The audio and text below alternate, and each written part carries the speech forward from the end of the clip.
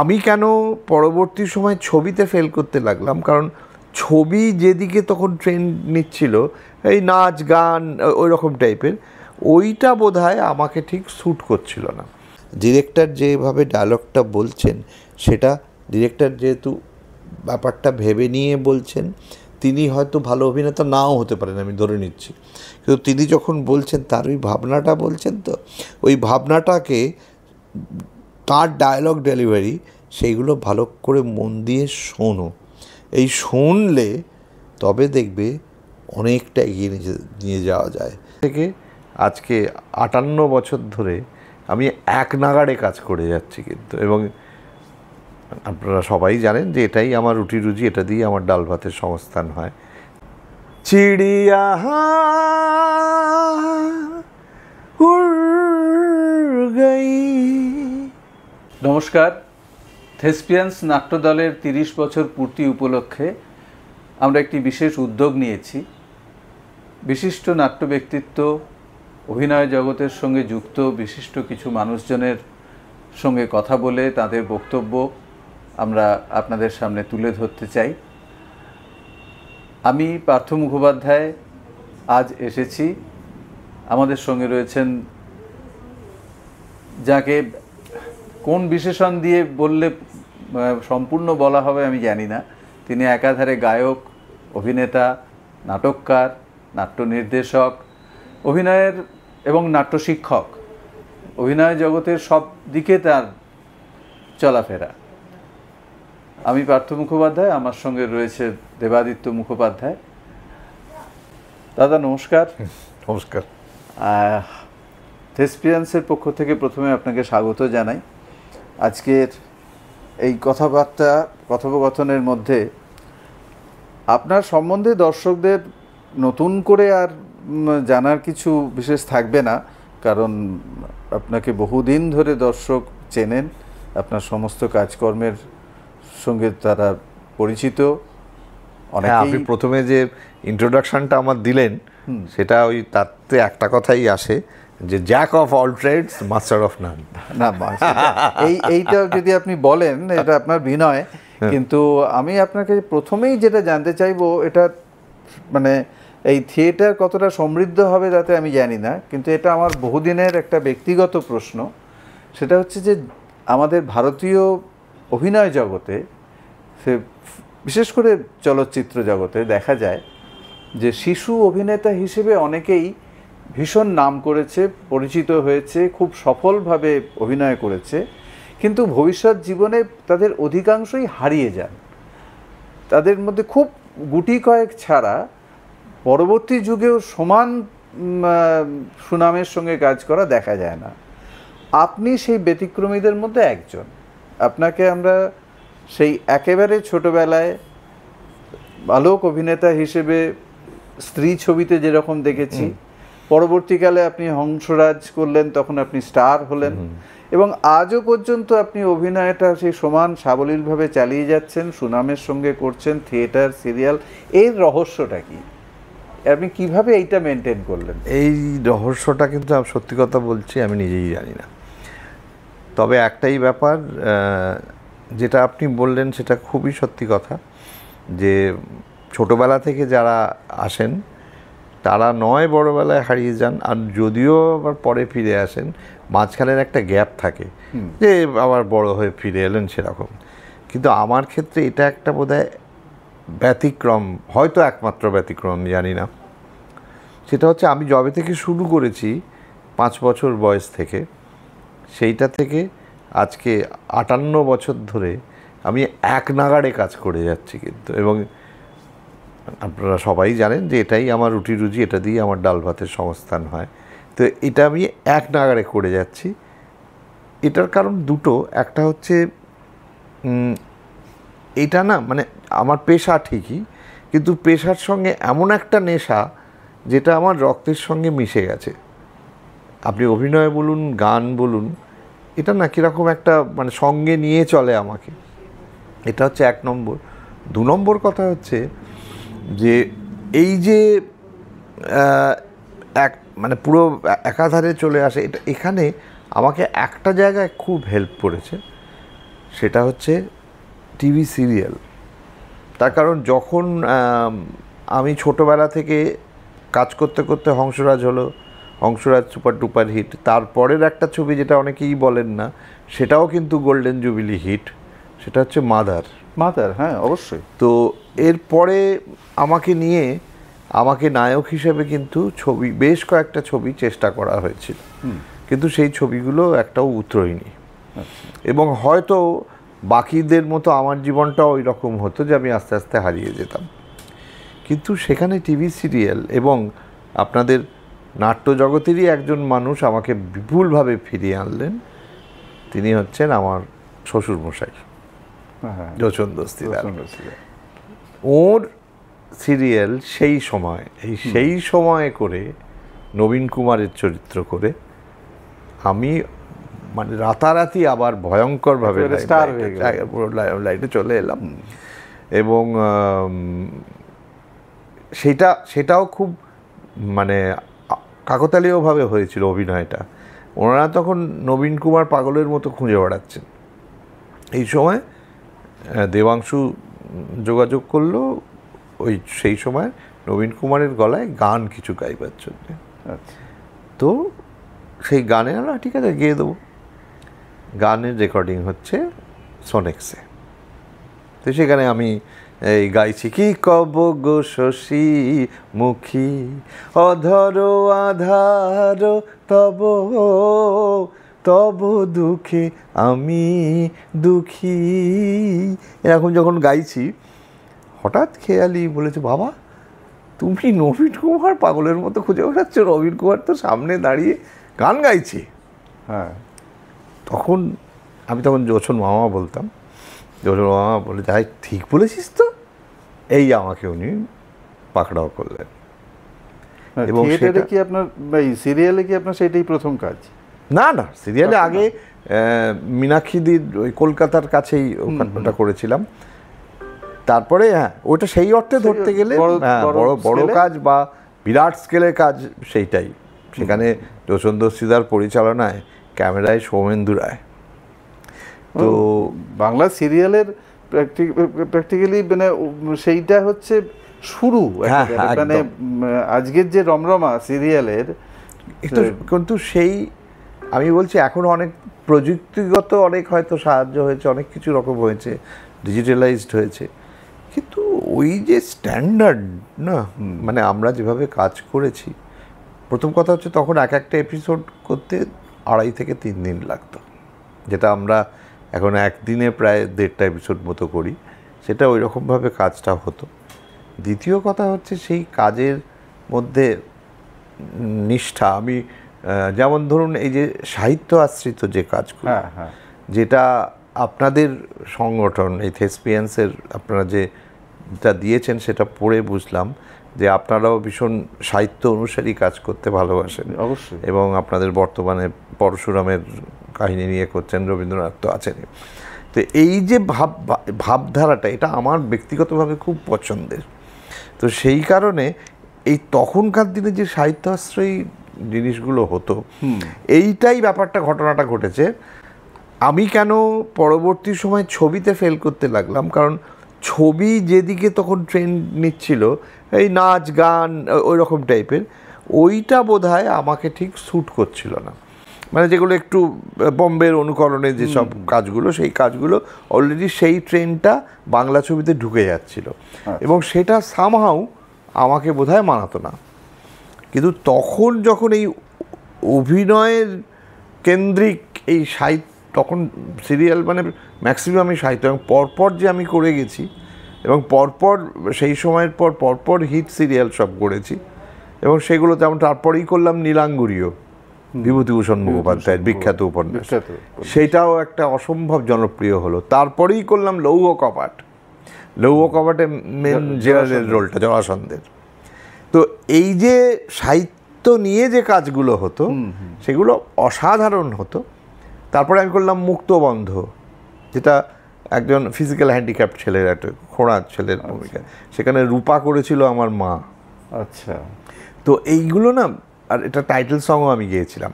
তো এটা সবটা মিলিয়ে এগুলো পর পর পর পর হিট সিরিয়াল হতে শুরু করলো।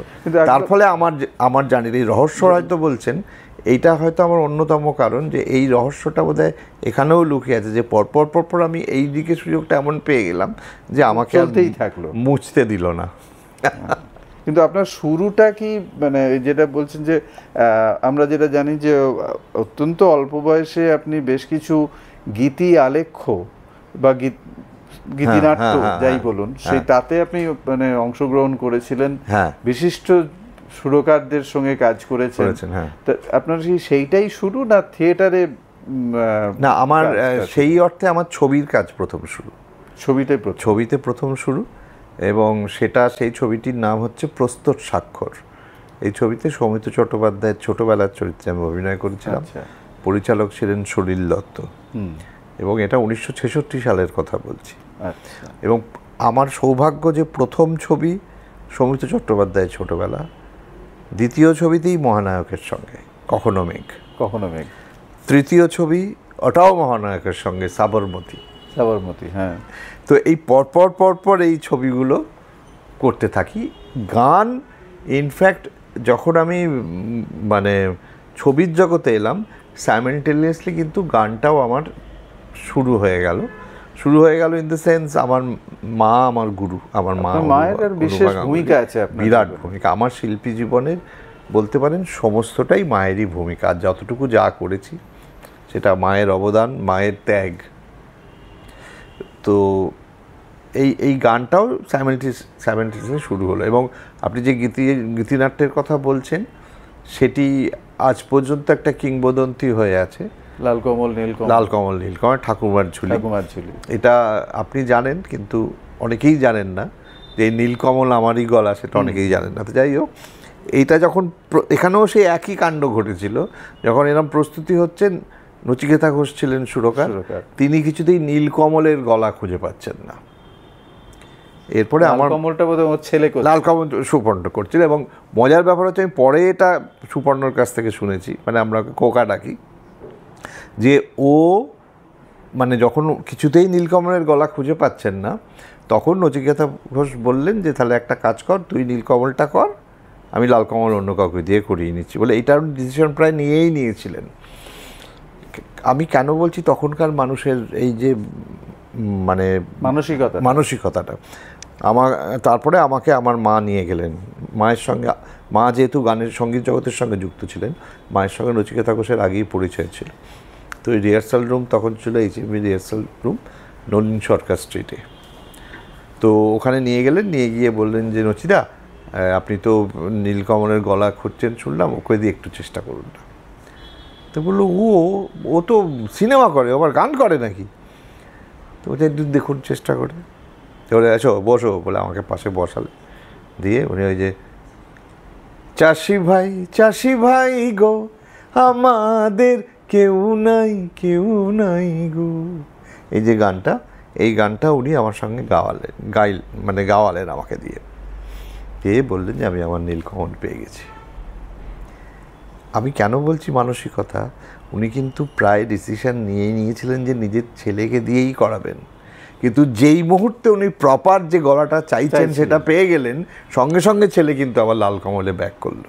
মানে সেই যেটা আজকালকার দিনে কিন্তু ভাবা যায় না, চাইছিলেন, যেটা আজকালকার দিনে ভাবা যায় না, সত্যি তো।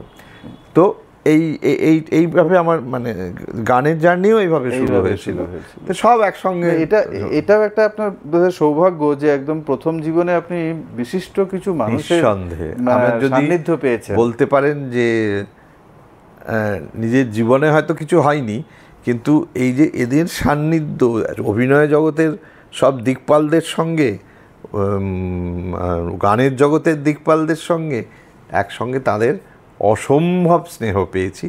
এবং তাদের আমার যা কিছু শেখা, আমার মা আমার সঙ্গীত গুরু, কিন্তু এছাড়া যা কিছু শেখা তাদের সান্নিধ্যে এসে, তাদের দেখে ওটাই।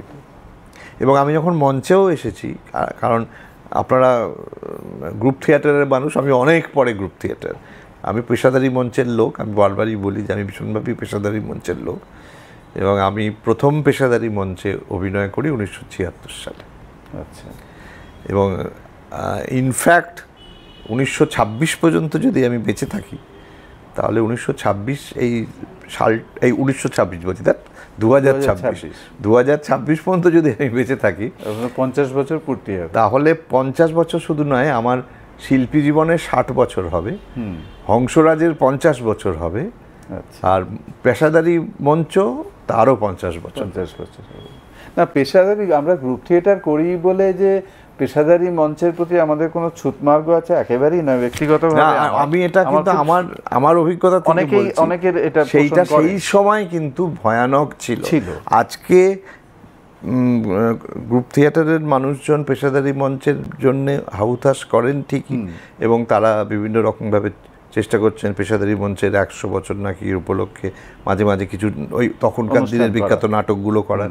কিন্তু আমার মনে হয় যে সেই সময় যদি এই অহিনকুল সম্পর্কটা না থাকতো, তাহলে কে বলতে পারে পেশাদারি মঞ্চ হয়তো টিকে যেতে পারতো না। তবে একটা জিনিস, যে কোনো কিছুর সঙ্গে তখন গ্রুপ থিয়েটার একটু একটু করে দাঁড়াবার চেষ্টা করছে, সুতরাং ওই যেমন কল্লোল যুগে, সাহিত্যের কথায় যদি আসি, কল্লোল যুগে বুদ্ধদেব বসু, অচিন্ত সেনগুপ্ত, প্রেমেন্দ্র মিত্র তীব্র রবীন্দ্র বিরোধী ছিলেন। এই রবীন্দ্র বিরোধিতা করে রবীন্দ্রনাথকে না কাটালে হয়তো পরবর্তীকালে আধুনিক কবিতার জন্মই হতো না। মানে সকলেই রবীন্দ্রনাথকে নকল করেই লিখতে থাকতো।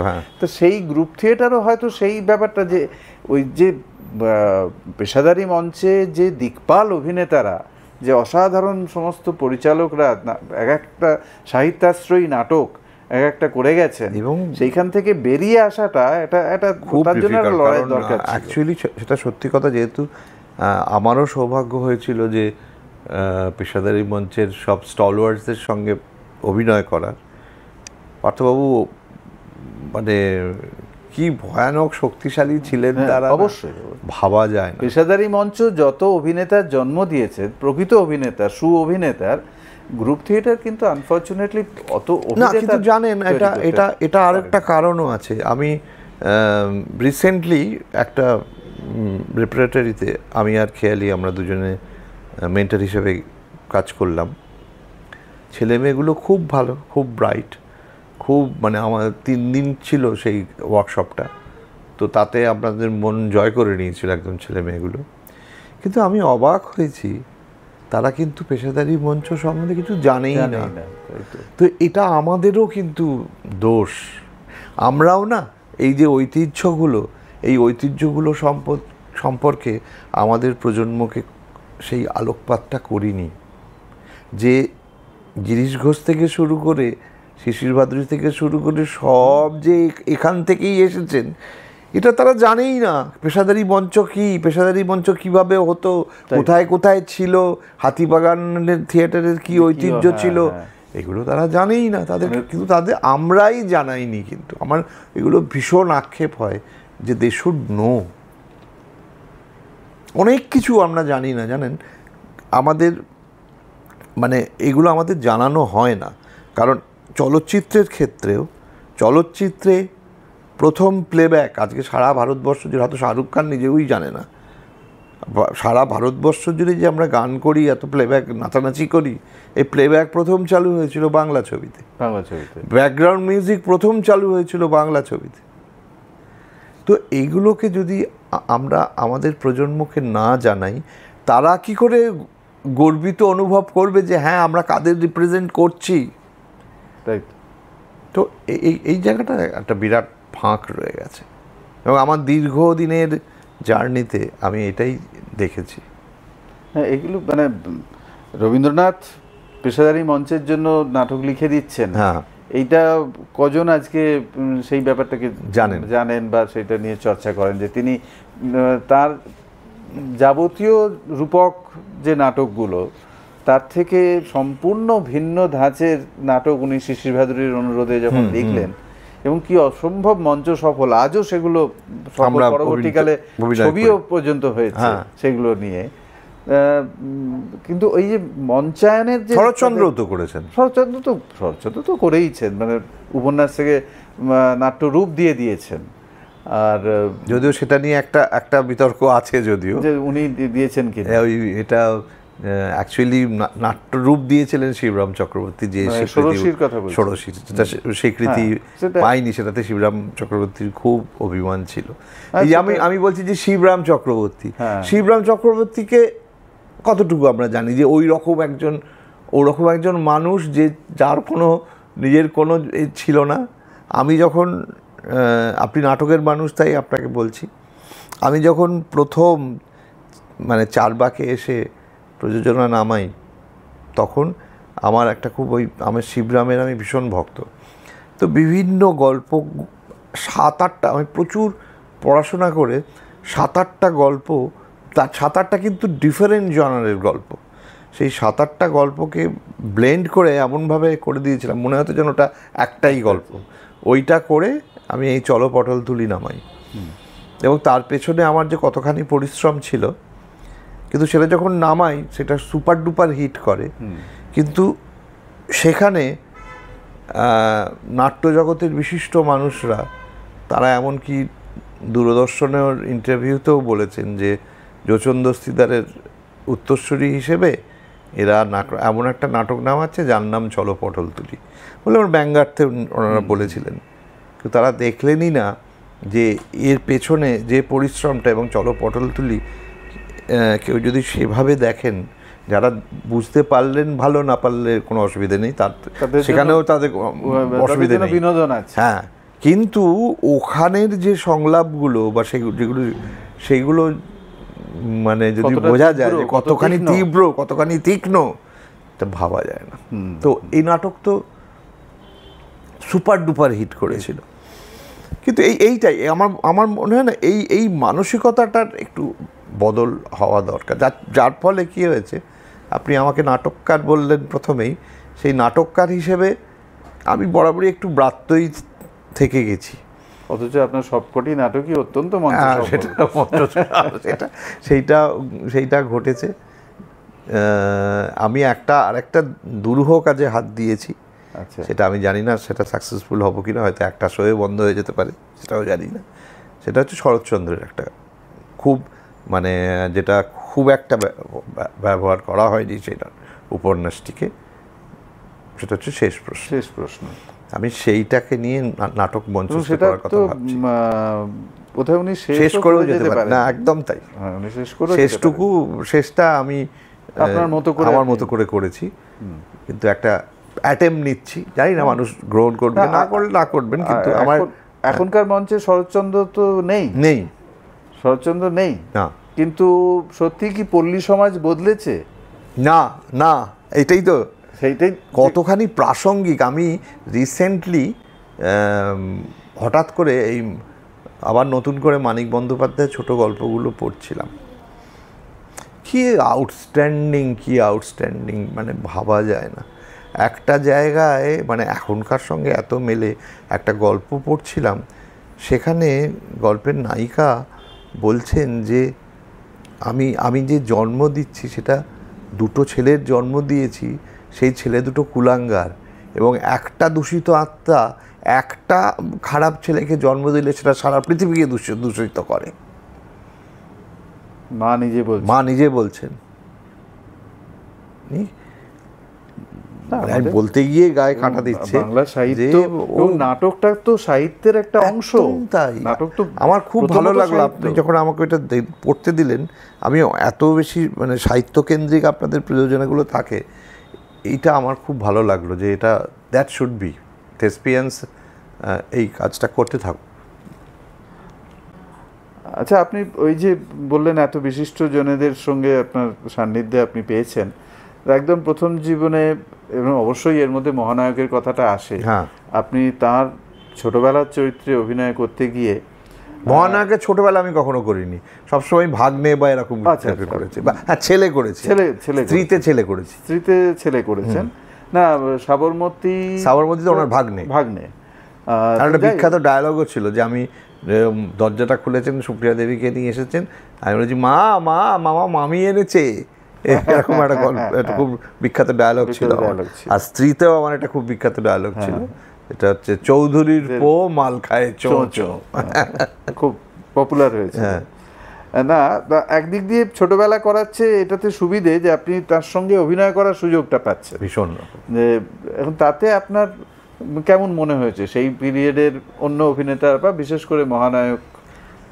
শুনুন, একজন মানুষ 1980 সালে চলে গেছেন, আজকে 2024, এত বছর পরেও, মানে 44 বছর পরেও এখনও তাকে নিয়ে অতি উত্তম সিনেমা হয়, এখনও তার জন্মদিন, তার মৃত্যুবার্ষিকী, এটা সারা পৃথিবীতে বোধহয় চার্লি চ্যাপলিন ছাড়া কারোর এই সম্মান জোটেনি, যেটা 44 বছর ধরে মানুষটি একই রকমভাবে জনপ্রিয় এবং প্রজন্মের পর প্রজন্ম। সেটা না এমনি এমনি হয় না, সে তো নিশ্চয়ই। কারণ যেহেতু অভিনয় করেছি, মানে ওদের কথা বলতে গেলে আমার ভীষণ গায়ে কাঁটা দিয়ে ওঠে, যেহেতু পাশে দাঁড়িয়ে অভিনয় করেছি, অভিনয়ের যে কনসেন্ট্রেশন, যে নিষ্ঠা, সেটা না জাস্ট ভাবা যায় না, জানেন। যখন মেকআপ রুম থেকে উনি বেরোতেন, বেরিয়ে হেঁটে হেঁটে ফ্লোরে যেতেন, উনি কিন্তু সেই চরিত্রে পুরো বিচরণ করছেন, ওই কনসেন্ট্রেশন। তখন যদি ওনাকে ধরুন ধাক্কা দিয়ে দিলেন, উনি কিন্তু পড়ে যাবেন, মানে এতটা ওই ভাবনাটা নিয়ে উনি ঢুকছেন। ঢুকে ফ্লোরে ওনার যে ইজি চেয়ারটা ছিল, সেই ইজি চেয়ারে বসে চুপচাপ এরকম বসে থাকতেন। কারোর ক্ষমতা ছিল না ওর সঙ্গে কথা বলার। চুপচাপ বসে থেকে যেগুলো হয়তো সংলাপ বলতে হবে বা কিছু করতে হবে, সেইগুলো মনে মনে যত রকমভাবে ভালোভাবে বলা যায় বা সেইগুলো উনি ক্রমান্বয়ে প্র্যাকটিস করে যেতেন, ক্রমান্বয়ে নিজে। এবং কেন ওনার গানের লিপ এত ভালো হতো, উনি না ওই গান যখন হতো দিনের পর দিন সেই গানটি শুনতেন, এবং যার ফলে দেখবেন গানেতে গায়ক কখন নিঃশ্বাস নিচ্ছেন, কখন নিঃশ্বাস ছাড়ছেন, সেটা পর্যন্ত উনি ডিটো করতেন, যেহেতু নিজেও ভালো গায়ক ছিলেন। এই যে নিষ্ঠা না, এটা মানে এমনি হয় না। আমি এটা বড় বড় অভিনেতা অনেককেই দেখেছি, কিন্তু এই নিষ্ঠাটা, এটা খুব আনপ্যারালাল, যার জন্যই উনি আনপ্যারালাল হয়তো। মানে যে চরিত্রটা উনি করে গেছেন, তারপরে আর কাউকে সেখানে ভাবা যায় না, সে তো বটেই। তা আপনি যখন নাটকে এলেন, আপনি নাটক লিখলেন, নাটক নির্দেশনা দিলেন, তা আপনি তো এত ভালো গায়ক, মানে আপনার যে গানের কথাটা আগে একটু বলি, আপনি তো এত ধরনের গান করেন, আপনার সবচেয়ে ভালো লাগে কি গান করতে? দেখুন, আমার শুরু কিন্তু লোকগীতি, আমার প্রাণও লোকগীতি। সেটা যেহেতু আমার মায়ের সংস্পর্শে, মা লোকগীতির মানুষ, মা ছিলেন নির্মলেন্দু চৌধুরীর প্রথম ছাত্রী।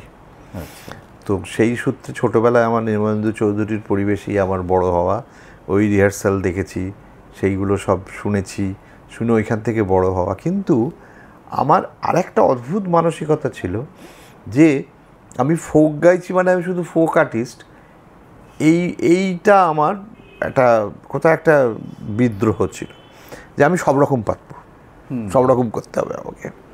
ফোক যখন আমি গাইবো, আসলে গানের এমন একটা মজা যে আপনি যখন ফোক গাইছেন, আপনি যখন যদি কখনো আমার গলায় ফোক শোনেন, তখন যে থ্রোয়িংটা শুনবেন, আমার গলায় অন্য গান শুনলে একদম অন্যরকম।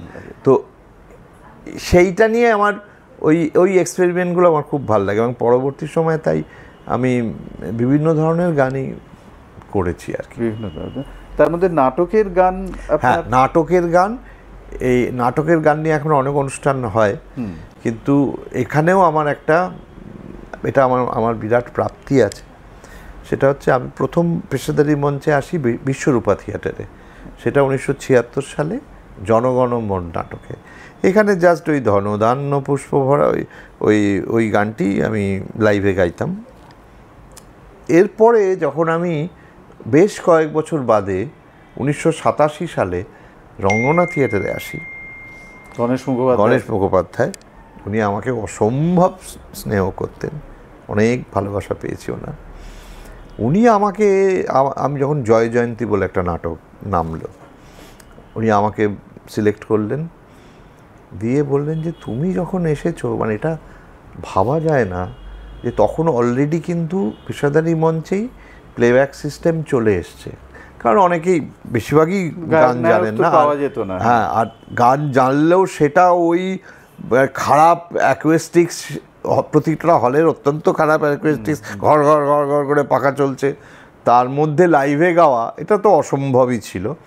তবুও সন্তুদা গিয়েছেন, কিন্তু ও বেশিরভাগ ক্ষেত্রেই আপনার ওই প্লেব্যাক সিস্টেম চালু হয়ে গেছিলো, লিপ দেওয়া হতো, ফলে ওই লাইভ মিউজিশিয়ান ব্যাপারটাই উঠে যাচ্ছিল। হ্যাঁ, আমি কিন্তু এটা হয়তো ইতিহাসে থাকবে না, জয় জয়ন্তীতে আমি আসার ফলে গণেশ মুখোপাধ্যায় মঞ্চে লাইভ মিউজিক আবার রিইন্ট্রোডিউস করেন। এবং রিইন্ট্রোডিউস করেন মানে সেখানে পিয়ানো, তবলা, বাঁশি, বেহালা সব, এবং প্রত্যেক যন্ত্রীকে তাদের কিন্তু মাস মাইনে করে রাখতে হয়, যেটা একটা রেকর্ডিং করলে আপনার ওয়ান টাইম খরচ হয়ে গেল, এটা তো প্রতি মাসে তাদের মাইনে দিয়ে যেতে হচ্ছে। এই খরচাটাও কিন্তু উনি মানে কার্পণ্য করেননি। আমি ঢুকলাম বলে, এবং আমার সঙ্গে সঙ্গে বাসবী নন্দী ঢুকলেন। বাসবী নন্দীও নিজেও অত্যন্ত ভালো গায়িকা ছিলেন।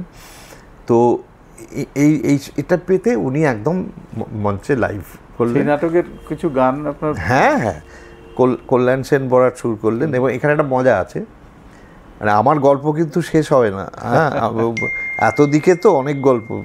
তো যাই হোক, তো সেইখানে একটা জায়গায় ছিল প্রথমে ওই কাবেরী নদী জলে কে গো, এরকম একটা গান, এই গানটা ছিল নজরুলগীতি। হ্যাঁ, আমি সাহস করে গণেশ মামাকে বললাম, গণেশ মামা এই গানটার বদলে যদি নজরুলগীতি, কিন্তু আমরা খুব কম জানি নজরুলগীতিটা, সেটা যদি ব্যবহার করা হয় আমার মনে হয় খুব ভালো লাগবে, একদম ইন্ট্রোডাকশান তো দিয়ে। গণেশ মামা খুব এই দিক থেকে একদম ভীষণ নিয়েছিল, কোনো রকম সাজেশন। আমার গানের মালা আমি করব কারে দান, এই গানটি আমি যখনই গাইলাম আমি বললাম বাহ, এটা তো দারুণ হয়। কারণ গানটা নাটকের সঙ্গে কেন যেত, এখানে শুভেন্দু চট্টোপাধ্যায় ছিলেন হিরো, আর নাটকের সঙ্গে কেন যেত, কারণ আমার চরিত্রটা ছিল একটি খুব মিষ্টি একটা ছেলে, আর আমার বাবা ছিলেন প্রেমাংশু বসু। আচ্ছা, বুঝতে পারছেন নামগুলো? তো দিকপাল, দিকপাল। তো এইরকম একটা হ্যাপি গো লাকি ফ্যামিলি। আমার দিদি হচ্ছেন নন্দিনী মালিয়া। আচ্ছা, মঞ্চে বাসবী নন্দী আমার দিদি। তো এইবারে তখন আমি বললাম যে একটা এই যে একটা সুন্দর ছেলে, সে ড্রাগ অ্যাডিক্ট হয়ে যায়, এবং ড্রাগ অ্যাডিক্টের সিগারেটের মধ্যে ড্রাগ পুরোপুরি খেত। তারপরে সে মানে আমি নাটকের ইন্টারভেলের পরে একটা দুটো ছিল, তারপর মারা যাই, তো মুখে রক্ত উঠে। তো তখন আমি বললাম যে এটার ইন্ট্রোডাকশনটা যদি এরকম ধরনের একটা গান দিয়ে হয় তাহলে না এই কন্ট্রাস্টটা খুব ভালো আসে, কথাটা আসে, তার চরিত্রটা কেমন। এবং উনি বলার সঙ্গে সঙ্গে ওটা লুফে নিলেন, এবং কল্যাণদাও রাজি হয়ে গেল। তো সেইখানে একটা গান ছিল, চিড়িয়া उड़ गई आसमां में, मेरी दिल की चिड़िया उड़ गई आसमां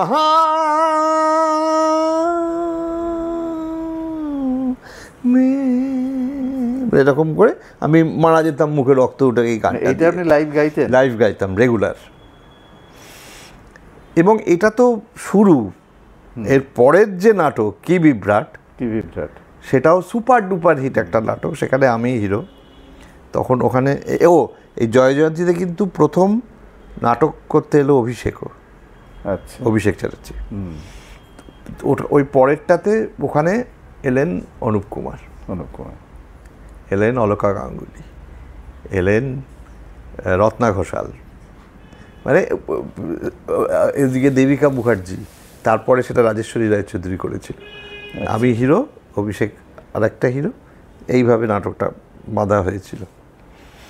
তো সেই নাটকে তো প্রচুর গান ছিল। এরপরে আমি ওখান থেকে চলে আসি কাশী বিশ্বনাথ মঞ্চে। আচ্ছা, সেইখানে পরপর নাটক করি জ্ঞানেশ মুখোপাধ্যায়ের ডিরেকশনে। হচ্ছে এটা কি, তারপরে অ্যান্টনি কবিয়াল। এখানে একটা শো মানে আপনার 16 থেকে 17টা গান। ইন্দ্রাণী হালদার প্রথম আসেন স্টেজে আমার অপোজিটে অ্যান্টনি কবিয়াল নাটকে। যদিও অ্যান্টনি কবিয়াল অতটা চলেনি, যেটা সবিতাব্রত দত্ত যেটা ইতিহাস তৈরি করে দিয়েছিলেন, সেটা আমার মতো সামান্য মানুষ আমরা পারিনি। 100টা মতো শো হয়েছিল, কিন্তু ওটা অতটা সফল হয়নি। কিন্তু ওখানে গানগুলো ওটাও অসাধারণ ছিল। তারপরে এলো স্বর্গ নরক। পেশাদারি মঞ্চে ওই রকম স্টার কাস্টিং কোনোদিন হয়নি। অনুপ কুমার, সত্য বন্দ্যোপাধ্যায়, হারাধন বন্দ্যোপাধ্যায়, জ্ঞানেশ মুখোপাধ্যায়, দিলীপ রায়, দুলাল লাহিড়ী, অরুণ বন্দ্যোপাধ্যায়, আমি হিরো। উল্টো দিকে অলকা গাঙ্গুলি, শকুন্তলা বড়ুয়া, সঙ্গমিত্রা ব্যানার্জি, সোমা মুখার্জি।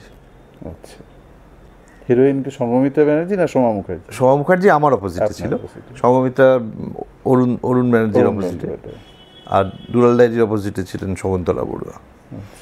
এই কাস্টিং, বুঝতে পারছেন? ওইটা হলো। ওখান থেকে আমি আবার ব্যাক করলাম রঙ্গনাতে। ইনফ্যাক্ট রঙ্গনা থিয়েটারের শেষ যে প্রোডাকশন, সেইটার কিন্তু নায়ক ছিলাম আমি। তারপরে আর রঙ্গনা থিয়েটারের হয়নি। সেই নাটকটি ছিল বাদশাহী চাল, আবু হোসেন গল্প। বাদশাহী চাল। এইখানে একটা, আর তখন এই কল্যাণ সেন বরাট এটা বরাবরই খুব দুষ্টু একজন লোক। আমি থাকলেই এমন এমন গান উনি মঞ্চে দিতেন যেটা লাইভে রেগুলার করা রীতিমতো ডিফিকাল্ট। তো সেরকম গান উনি আমরা যখন বসতামও, গণেশ বাবা এটা খুব অ্যালাউ করেছিলেন, যখন আমরা বসতামও, মানে উনি যখন শোর করতে আমরা দুজনেই বসতাম একসঙ্গে কিন্তু। আচ্ছা, তো সেইখানে একটা গান দিয়েছিলেন, নেশা এই চোখে রোশনি হারা, হায় রে অন্ধেরা সব কিছু হায়, সুর ভুলিয়ে গান চলে যায়, সুর বাহারে সুর তো ওঠে না, দিল দিয়ে দিল করলে চুরি, প্রাণ তো বাঁচে না, দিল রুবাটায় তুললে যে তান, আর তো বাঁচে না। এটা পুরোটা একটা ক্লাসিক্যাল গান ভেঙে পুরো, এবং সেই পর্দা এখান থেকে ওখানে যায়, ওখান থেকে এখানে যায়। একটু যদি আপনি ভুলচুক করেন আপনার সুরটা সরে যাবে। এবং তোর সঙ্গে লাইভ মিউজিক চলছে। এবং আমার একটা এই অভিজ্ঞতার কথাটা না বলে পারছি না। আমার জীবনে মানে একজন অভিনেতা, মানে তিনি আমাকে যে সবাই খুব ভালোবাসতেন, কিন্তু তিনি আমাকে অন্ধের মতো ভালোবাসতেন, তিনি হচ্ছেন অনুপ কুমার। ওহো, আমি এই অনুপ কুমারের প্রসঙ্গেই আসতে যাচ্ছিলাম। মানে উনি যে, আমি এটা বোঝাতে পারবো না। কি বিভ্রাট নাটক যখন হচ্ছে অনুপ মামার, তখন আমার এমনি ছবিতে হয়তো দু একবার দেখা হচ্ছে, এরকম সেরকমভাবে ওরম পরিচয় ছিল না। রিহার্সালে অনুপ মামার ইচ্ছে ছিল অন্য কেউ একজন হিরো করুক। তো গণেশ মামা বলে যে না, অরিন্দম আমি চাই। তো এইবারে হচ্ছে কি, আমি যখন রিহার্সালে বসেছি, উনি আমি একটা করে সংলাপ বলে আমাকে আটকে দেন, এখানটা এরমভাবে বলো, এখানটা ওরমভাবে বলো, এরম করে। আমি অলওয়েজ এরকম কুল না, হ্যাঁ আমি সেভাবেই বলছি। রিহার্সালের পর গণেশবাবু আমাকে ডাকলেন, দেখো সিনিয়র তো, তুমি একটু মানিয়ে নিও। না না না, কোনো ব্যাপারই নয়, উনি তো ভালোর জন্যই বলছেন। এইভাবে আমার সঙ্গে ওনার আলাপ। কিন্তু তার পরবর্তী সময় উনি যে কি পাগলের মতো আমাকে ভালোবাসতেন, এবং আমি যখন প্রথম বিদেশ যাই, সেটা অনুপ কুমারের জন্যেই আমেরিকা যাই, that is in 1996 most probably, 95 কি 96 আমেরিকায় প্রথম যাই। ওখানে প্রথম প্রবাসী বঙ্গ সংস্কৃতি সম্মেলন, সেইখানে দম্পতি আর আঁখি পল্লব, মনোজদার দুটো নাটক, সেই দুটো নাটক হবে। এবং সেখানে অনুপ কুমার, অলকা গাঙ্গুলি, সাবিত্রী চ্যাটার্জি, অশোক মিত্র, এদিকে ওই ইন্দ্রজিৎ দেব, লাবণী, ললিতা চ্যাটার্জি, আচ্ছা, শক্তি ঠাকুর, আচ্ছা, আর আমি, এইটা টিম ছিল। তো আমরা রিহার্সাল করতে যাচ্ছি, অনুপ মামা হঠাৎ খুব অসুস্থ হয়ে পড়েন। এইবার সকলে তো মাথায় বাজ, কি হবে। সবাই, কেউ বলছেন বিভাস দা, কেউ বলছেন মনোজ দা, কেউ বলছেন তাকে দিয়ে ডিরেকশন দেয় ডিরেক্টর। অনুপ মামা তখন আইসিইউতে আমাকে ডাকলেন, ডেকে বললেন যে শোন, ওরা যার যা নাম বলুক, আমি মনে করি এই নাটককে যদি কেউ নিয়ে যেতে পারে ডিরেকশন দিয়ে, সেটা তুই। এ নাটক তুই ডিরেকশন দিবি। এই মানে কি বলবো, খুব ইমোশনাল হয়ে যেতে হয়। সেই নাটক আমি ডিরেকশন দিয়ে নিয়ে গেলাম, দুটো নাটকই, আঁখি পল্লব আর এটা। এবং বিদেশে যে কিভাবে সেই নাটক গ্রহণ করেছিল মানে ভাবা যায় না। তো সেখানে আবার আমার গানের প্রোগ্রাম হচ্ছিল, এবং মজার ব্যাপার হচ্ছে, আমার এখনও মনে আছে আপনার লস অ্যাঞ্জেলেসে আঁখি পল্লব নাটক, সন্ধ্যা মুখার্জির গান, আমার গান। এবারে প্রথমে আঁখি পল্লব নাটক হলো, তারপরে সন্ধ্যা মুখার্জির গান, তারপরে আমি গাইলাম, এবং সন্ধ্যা মুখার্জির মিউজিশিয়ান যারা, তারাই আমার সঙ্গে বাজালেন। এর সে যে কী অভিজ্ঞতা যে ভাবা যায় না। এবং আপনি যদি কখনো সন্ধ্যা মুখার্জির জীবনী যেটা আছে, ওগোমোর গীতিময় বলে, সেটা যদি পড়েন, সেখানে এই উল্লেখ আছে, পুরোপুরি উল্লেখ আছে। এবং আমার কথা বলে, উনি আমাকে, সন্ধ্যা মুখার্জিও আমাকে ভীষণই স্নেহ করতেন। তো অনুপ মামা মানে পরবর্তী সময় হয়তো যাত্রা কিছু করছেন বা ওয়ান ওয়াল থিয়েটার করছেন, সেটার মিউজিক তুই করবি। আমি অনুপমাকে দিয়ে গানও করিয়েছি, গানও করিয়েছি। তাই এরকম আমি আপনার উপর একটা আস্থা জন্মে প্রচণ্ড রকম। আর আমাকে মামা প্রণাম নেবেন এরকম করতেন উনি। এখনও পর্যন্ত অলকা গাঙ্গুলি, এই সেদিনও দেখা হয়েছে, পরশু দিনই, অলকা গাঙ্গুলি এখনও পর্যন্ত, আমি অলকা ডাকি, অলকা গাঙ্গুলি আমাকে দাদা ডাকি। তো এইরকম ধরনের। তো এই কিক বিভ্রাট নাটকের সময় একটা সিকোয়েন্স ছিল, যে সিনটা দিয়ে গানটা শেষ হতো, এই সিনটা শেষ হতো এই গানটা দিয়ে, লাজে তোমার শ্রীমুখ রাঙা, শ্রীঅঙ্গ কাঁপে রাই, অনুভবে বলতে পারি, ও শ্রীরাধে কইতে পারি, শ্রীমুখে বলতে পারো নাই, শ্রীরা বলতে পারো নাই। এটা বলে সিনটা শেষ হতো, তো হাততালি তো ছেড়ে দিই। আর এই প্রতি কটা শো, যে কটা শো আমি কি বিভ্রাট করেছিলাম, এই গানটি যখন হতো, অনুপমা উইংসের ধারে দাঁড়িয়ে প্রতিদিন শুনতেন, প্রতিদিন। আপনার গানের কথাটা একটা প্রশ্ন আসছে, সেটা আসবো।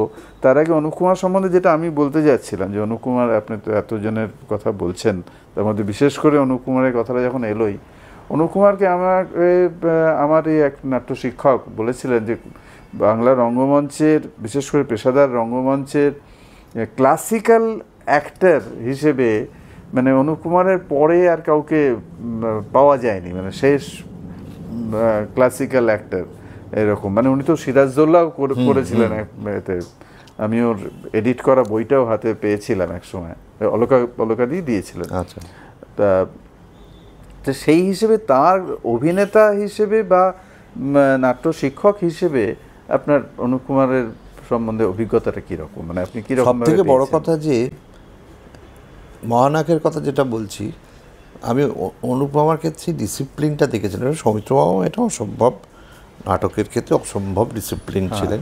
যদিও সৌমিত্র মামার সঙ্গে আমার অভিনয় করার, মানে নাটকে অভিনয় করার সৌভাগ্য হয়নি, কিন্তু নাটকে সৌমিত্র মামার সুরে আমি গান করেছি। প্লেব্যাক? হ্যাঁ, লেখা সুরে চন্দনপুরের চোর, যেখানে অনুপ মামা সৌমিত্র মামা দুজনেই ছিলেন। তো সেখানে আমাকে দিয়ে, মানে সেটাও একটা মজার ঘটনা, মানে কত বলবো আপনাদের। কৌশিক সেন তখন সবে বোধহয়, কৌশিক সেন বোধহয় হিরোটা ছিল। হ্যাঁ, এবারে ওখানে যে লাইভে গান ওখানে ছিল, কিন্তু সেটা ঠিক হচ্ছিল না। আচ্ছা, তখন সৌমিত্র মামা সেটা নিয়ে খুব চিন্তিত। তখন অনুপমা বলেন, সৌমিত্র শোন, তোকে আমি একটা কথা বলি, এই গানগুলো তুই অরিন্দমকে দিয়ে গাইয়ে দে। সৌমিত্র মামার মাথায় তার সত্যি তো আমার, মানে সৌমিত্র মামা হচ্ছে আমার ভীষণ কাছের, মানে আমি যখন উত্তর কলকাতায় থাকতাম, সৌমিত্র মামা যেখানে পূর্ণদাস রোডে থাকতেন, আমি যখন সাদার এভিনিউতে এলাম, সৌমিত্র মামা সাদার এভিনিউ থাকতেন। সৌমিত্র মামা যখন লেক টেম্পল রোডে এলেন, আমি তখন লেক টেম্পল রোডে এলাম। এইভাবে না, আমার সৌমিত্র মামা আমার মানে বরাবরই প্রতিবেশী বরাবরই। সৌমিত্র মামা আমার তো মাথাতেই আসেনি যে অনুপ, সৌমিত্র মামা আমাকে ডাকলেন, মানে আমার কাছেই গেলেন। আমি তখন একটা শুটিং করছিলাম, সৌমিত্র মামা পুরো দেখা করলেন, গিয়ে বলেন, তুই এগুলো গিয়ে দিবি, আমি তোকে গিয়ে পাঠিয়ে দিচ্ছি, তুই গিয়ে দিবি। তো আমি গিয়েছিলাম, এটা সৌভাগ্য। তো অনুপ মামার ক্ষেত্রে আমি দেখেছিলাম যে প্রথম কথা সবার আগে পৌঁছে যেতেন উনি, এবং নাটকের ক্ষেত্রে একটু কিছু এদিক ওদিক হলে উনি অসম্ভব রেগে যেতেন, খুব রেগে যেতেন।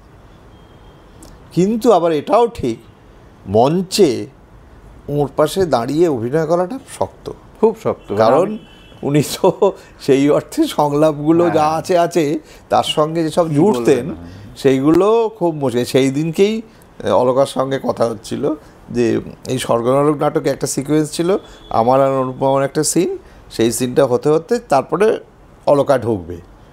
এইবারে অনুপমা বাড়াচ্ছে আর আমিও সঙ্গে তাল দিয়ে যাচ্ছি। এই হতে হতে হতে হতে অলকা ঢোকার কিউটাই পাচ্ছে না, মানে এত দৌড় বলে বিরক্ত হয়ে ঢুকে পড়েছে সিনে। এটা কিন্তু পেশাদারি মঞ্চের একটা চ্যালেঞ্জ, যেটা গ্রুপ থিয়েটার কোনোদিন ভাবতে পারে না। পেশাদারি মঞ্চে এটা একটা চ্যালেঞ্জ ছিল যে এদের পাশে অভিনয় করে। আমি নিজে দেখেছি যে চন্দনপুরের চোর, যার কথা বলছেন, চন্দনপুরের চোরে বেশ কিছু দৃশ্যে অনুপ কুমারের পাশে সৌমিত্র চট্টোপাধ্যায়কে মনে হচ্ছে যে উনি, আমি জানি না সেটা নাটকে ছিল কিনা বা উনি সেই মুহূর্তের ঘটনা কিনা, মানে উনি এমনভাবে বেরিয়ে যাচ্ছেন যে সৌমিত্র চট্টোপাধ্যায় ও থামুক, তারপরে আমি কথা বলবো, এরকম একটা ব্যাপার। সত্যমামা বলেছিলেন তো স্বর্গনরকে, সত্যমামা বলেছিলেন, সত্যমামা মানে দুর্দান্ত অভিনয় করতেন, একজন মানে প্রতিবন্ধী মানুষের পুরো চেয়ার, পুরো নাটকটা হুইল চেয়ারে, এবং ওই ভয়েস এবং পুরো কথাটা করে কথা বলতেন। তো সেইখানে বলেছিল, দুলাল লাহিড়ী বলেছিল যে সত্যমা প্রথমেই বলেছেন যে আমার একটাই শর্ত, রিহার্সালে বলেছে একটাই শর্ত, অনুপের সঙ্গে আমার কোনো সিন যেন না থাকে। তাই অনুপ বলেছে, না এটা কী করে হয় সত্য, আমি তো ঢুকবই, তুই যদি ঢুকিস আমি সঙ্গে সঙ্গে হুইল চেয়ার থেকে উঠে হেঁটে বেরিয়ে চলে যাবো। কিন্তু অনুপমা একটা শুয়ে ঢুকেছিলেন জোর করে, আমার বিয়ের সিন সেইখানে অনুপমা জোর করে ঢুকেছিলেন সেই সিনে। তো এই তখন অনুপ কুমার নাম মানে হাউসফুল হয়ে যেত, সে তো বটে। এবং মঞ্চে উনি কি করবেন, অঘটন, বাপরে, হ্যাঁ, মানে সে, মানে আমরা সিনেমাতে অনুপ কুমারকে যেভাবে পাই আর মঞ্চে যখন দেখি সকলেই, ইভেন সত্য বন্দ্যোপাধ্যায়, তরুণ কুমার, ও বাবা, তাদের ওরা তো একসঙ্গে করতেন না। আমি যেটা গানের ব্যাপারে বলছি যে আজকাল দেখি যারা 10টা গানও রেকর্ড করেননি, তারাও যখন অনুষ্ঠান করেন তখন সামনে একটা কাগজ ঝুলিয়ে তারপরে গান গাইতে হয়। তো আপনি এরকম এত বছর ধরে এত গান গেয়ে, আপনি এরকম গান গেয়ে যান, আপনি কি রোজ চর্চা করেন এগুলো নিয়ে? এইটাই একটা মজার ব্যাপার আছে, আমি কিছুই চর্চা করি না। মানে আমি ওই নিয়ম করে বসে রেওয়াজ করাটা এগুলো কখনো করিনি। আসলে কি হয়, অভিনয়ের সঙ্গে সঙ্গে আমার গলারও এত এমনি এক্সারসাইজ হয়, আর বোধহয় গলা নিতে পারবে না এতটা। এটা একটা মজার ঘটনা ঘটেছিল। এটা আর একটা মানে আমার কিছু প্রসঙ্গ এলেই সঙ্গে সঙ্গে একটা করে মজার ঘটনা চলে আসে। আমি সঙ্গীত শিল্পীদের নিয়ে, বড় বড় সঙ্গীত শিল্পী নিয়ে একটা নাটক নামিয়েছিলাম। অ্যাপস আমাদের একটা সংগঠন আছে সঙ্গীত শিল্পীদের, এই চলো পটল তুলি আমরা যখন চারবাক করেছি তার আগে। আচ্ছা, ওখানে ইন্দ্রনীল সেন হিরো, শ্রীকান্ত আরেকজন, সৈকত মিত্র, হৈমন্তী শুক্লা, শিবাজি চট্টোপাধ্যায়, উৎপল চৌধুরী, এরা সবাই অভিনয় করেছিলেন। এবং সেই নাটক গানও গেয়েছেন? না না না, শুধু অভিনয়। আচ্ছা। এবং সেই নাটক যখন অ্যানাউন্সড হয়েছিল রবীন্দ্র সদনে কিন্তু টিকিট ব্ল্যাক হয়েছিল। তার কারণ হচ্ছে কি, তারা ভেবেছিল যে এরা সব গানের শিল্পীরা করছে, খুব মজা টজা হবে, সবাই পাঠ ভুলবে, এইসব হবে বলে সেই মজা রেখেছে। কিন্তু সেই নাটক যে এমন লেভেলে চলে গেল যে নাটকটা হওয়ার পর প্রচুর কলস। কিন্তু বিশেষ করে শ্রীকান্ত বলল অসম্ভব, আমি এই রিহার্সাল করে এই করে আমার গলা একদম গেছে। আমি করতে পারবো অরিন্দম, তুই কী করে করিস আমি জানি না, তুই কী করে অভিনয়ের সঙ্গে গান করিস আমি জানি না, কিন্তু আমি পারবো না। ওর জন্যেই কিন্তু হয়নি। না, যারা গায়ক, শুধু গায়ক, তারা ভীষণ ওই হারমোনিয়াম নির্ভর গায়ক। হ্যাঁ, মানে ওই সুরটা কানে না লাগলে তার গানটা গাইতে পারবে না। কিন্তু মঞ্চে তো সেটা সম্ভব না। মঞ্চে তো মানে গান অনেক সময় সংলাপ, একদম কথা বলতে বলতে সংলাপ, গানটা সেইভাবেই করতে হবে। এমনি বোঝা যায় না, কিন্তু মঞ্চে লাইভে গান গাওয়াটা কিন্তু খুব শক্ত, খুব শক্ত, নিশ্চয়ই খুব শক্ত।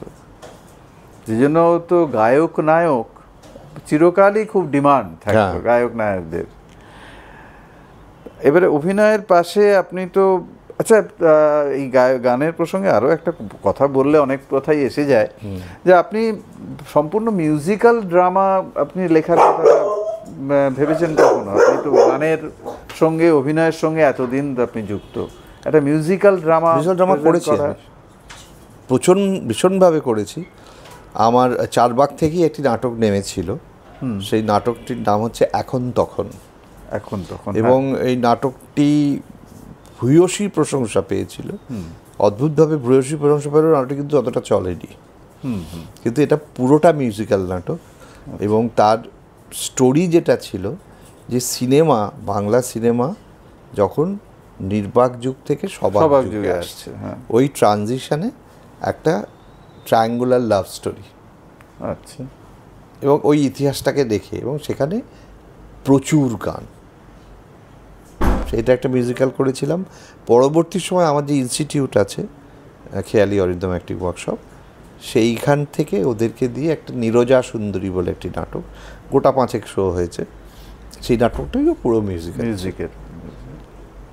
এই আমার এখন মানে যদিও এখনও আমার ইচ্ছে আছে, এবং সামনে পরশুরামের একটা নাটক করছি, সেটাকেও নাটকের মতো আছে, কিন্তু সেখানে আমি গান দিয়ে দিয়ে ওটাগুলোকে জুড়েছি। জুড়ে ওটাও অনেকটা মিউজিক্যাল কাহিনী নিয়ে। হ্যাঁ, আচ্ছা, বাহ। ওটা ইনস্টিটিউট থেকে হবে। আচ্ছা, তা আপনার এই ইনস্টিটিউট প্রসঙ্গে, আপনি তো নাটক গানের পাশাপাশি এখন নাট্য শিক্ষকের জায়গাটা তো আপনি পৌঁছে গেছেন না। অবশ্য পরিচালনা করতে গেলে শেখাতেই হয়, তবু এখন বিশেষ করে আপনি শুধুই মাত্র শিক্ষক হিসেবে যেখানে কাজ করছেন, সেখানে আপনার এখনকার যারা অভিনয় করতে আসছে, আপনি তো একটা দীর্ঘদিন ধরে মানে একেবারে অঙ্গাঙ্গিভাবে যুক্ত রয়েছেন। তো আগেও তো আপনি দেখেছেন নতুনদের অভিনয় করতে আসতে, এখনও দেখছেন, এবং এখন তো একদম আপনার কাছেও শিখতে আসছে। আপনি কি কোনো পরিবর্তন লক্ষ্য করছেন? ভয়ঙ্কর পরিবর্তন। আসলে আমি না এই নতুন প্রজন্মকেও খুব একটা দোষ দিই না।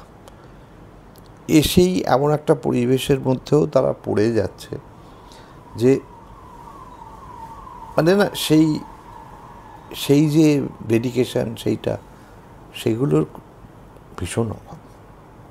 ভীষণই অভাব। এবং তারা যা পাচ্ছে সেটাও সব থেকে বড় কথা, যেগুলো তারা বলছে যেগুলো তারা স্ক্রিপ্ট হিসেবে পাচ্ছে, যেগুলো যে স্টোরি লাইন হিসেবে যারা যেগুলো পাচ্ছে, সেগুলো অধিকাংশই এতটাই নিম্নমানের, তো সেখান দিয়ে ভালো কিছু আশা করা যায় না। এবং যেখানে অন্যান্য স্টেট একটা সময় বাংলা ছিল লিড করত, সেখানে আজকে বাংলা অন্যকে অনুকরণ করে, সেটা খুব দুঃখের। আপনি যদি সাউথ ইন্ডিয়ার যে আজকে এত ওদের রমরমা, দেখবেন ওরা কখনো ওদের শিকড় থেকে সরে না। সাউথ ইন্ডিয়ার যাই কিছু হোক, ওদের যে বৈশিষ্ট্য, সেই বৈশিষ্ট্য থেকে ওরা কিন্তু নড়ে না। আধুনিক অনেক কিছু করছে, কিন্তু ওদের যে রুটটা, সেই রুটটা যে অ্যাপিয়ারেন্সে হোক, পোশাক আশাকে হোক, সবটাই কিন্তু সেরকম লুঙ্গি বা সেই রকম, সেটা থেকে কিন্তু তারা নড়ে না। ফলে কি হয়, তারা কিন্তু তাদের একটা বৈশিষ্ট্য দেখাতে পারে, স্বাতন্ত্র্যটা তারা রাখতে পারে, যেটা বাঙালি কেন এত হঠাৎ অনুকরণ প্রিয় হয়ে গেল সেটা আমি জানি না। এবং এই কারণেই আমি বারবার কেন থেসপিয়ান্সের কথা বলছি, আপনারা যে বাংলা সাহিত্য নিয়ে ভাবছেন, এটা কিন্তু খুব বড়। কারণ যেখানে বেশিরভাগ ক্ষেত্রেই আমরা খালি বিদেশি অনুবাদ আর বিদেশি অনুবাদ আর বিদেশি অনুবাদ দেখি, যেখানে আমাদের এখানে এখনো পর্যন্ত স্বর্ণখনি রয়েছে, যেটা অলমোস্ট আনইউজড, ভাবেই না। তো এইটা আমি মনে করি এটা বাঙালির প্রবলেম।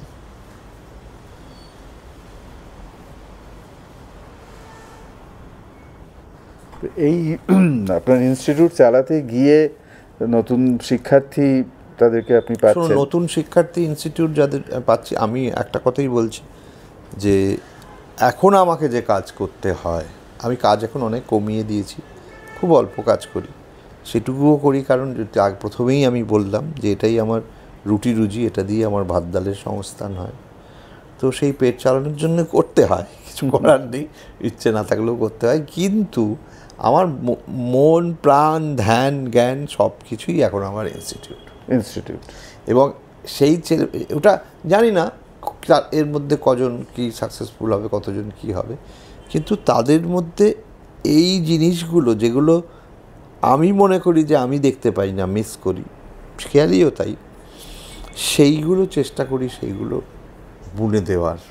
এবং সব থেকে বড় যেটা চেষ্টা করি, প্রথম এবং মেন যেটা কথা, সেটা তাতে আমার সমস্ত ছাত্রছাত্রীদের বলি, আগে তোমরা ভালো মানুষ হও। এবং আমাদের ইনস্টিটিউট হচ্ছে একমাত্র ব্যতিক্রম যেখানে আমরা ঠিক উল্টো কথা বলি। বাকিরা এই ধরনের ইনস্টিটিউট যারা আছে, তারা প্রথমেই আমাদের কাছে আসো, আমরা এই চান্স করে দেবো, এই করে দেবো, এইসব বলে।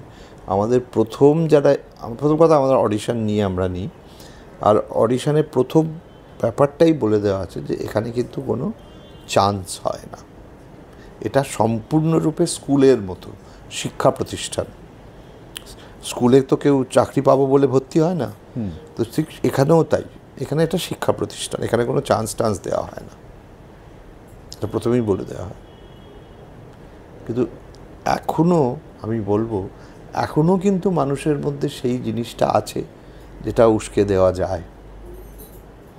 তো এখন এটা বলা সত্ত্বেও বর্তমানে আমার ছোট বড় মিলিয়ে ছাত্রছাত্রীর সংখ্যা প্রায় 150, যারা শুধু শিখতেই এসেছে। কিন্তু তাদের মধ্যে মানে আপনি তো আগেও দেখেছেন, যারা অনেক নিউকামারকে দেখেছেন, আপনাকে হয়তো কারোর সঙ্গে প্রতিদ্বন্দ্বিতাও করতে হয়েছে আপনি যখন নতুন করছেন এবং পরবর্তীকালে। তা আপনার কি এখন যাদেরকে দেখছেন তাদের মধ্যে কি আপনি সম্ভাবনা দেখেন যে আরেকজন অরিন্দম গাঙ্গুলি ভবিষ্যতে তৈরি হবে? নিজের কথা অত ভাবি না, অরিন্দম গাঙ্গুলি অত কিছু মানে আমি গান, নাটক, লেখা, নির্দেশনা, এই সব দিকটাকে কভার করে এগোবেন সেরকম, সেইটা মানে অনেক বড় বড় তো ছেড়েই দিন, আমার মতো চুনোপুটির সেটাও খুব একটা যে দেখতে পাই সেটা আমি বলবো না, সেই মানে বিভিন্নমুখী প্রতিভা যেটা যেটা দেখুন না, শিক্ষার তো নিশ্চয়ই ভূমিকা আছে, কিন্তু প্রতিভারও তো কোনো অস্বীকার করা যায় না। এবং তার সঙ্গে পরিবেশ, এটাও একটা, আপনি যে পরিবেশ পেয়েছেন, আপনি বললেন এটা কিন্তু খুব দামি কথা, আপনার মায়ের কাছ থেকে এবং পরবর্তীকালে যে যাদের সান্নিধ্যে, এবং আপনি দেখুন না, উত্তম কুমারও কি মহানায়ক হতেন যদি তার পরিবেশটা ওরকম না পেতেন? তুমি আশেপাশে যারা অভিনয় করতেন বা যারা গান করতেন, যা গান হতো, সেইগুলো ভাবুন তো। হ্যাঁ, ওই সব মিলিয়ে না হলে কি উনি মহানায়ক হতেন? এটাও একটা, ওর তো একটা চ্যালেঞ্জ ছিল যে এদের পাশে আমাকে এস্টাবলিশ করতে হবে নিজেকে, বটেই তো।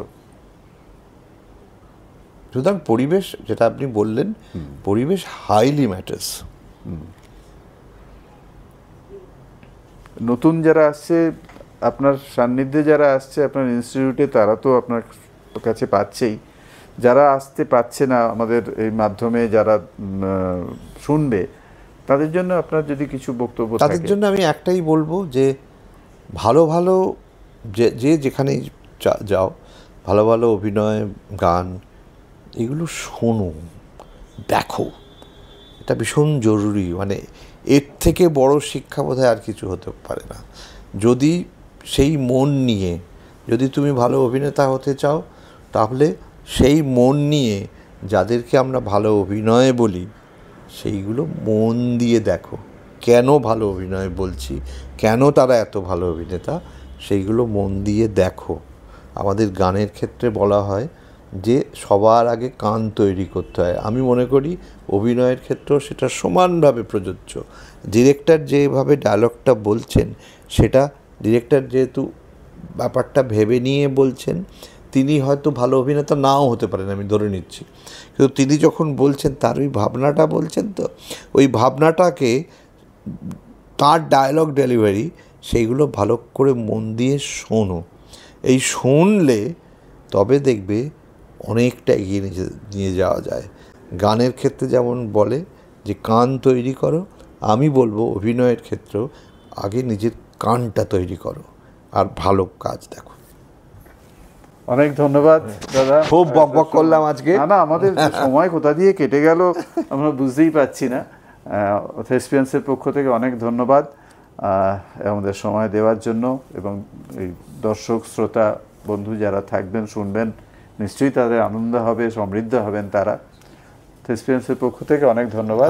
আপনাদেরও, আপনাদের দুজনকেও অনেক ধন্যবাদ, যেরকম সুন্দর একটি পরিবেশ দেওয়ার জন্য।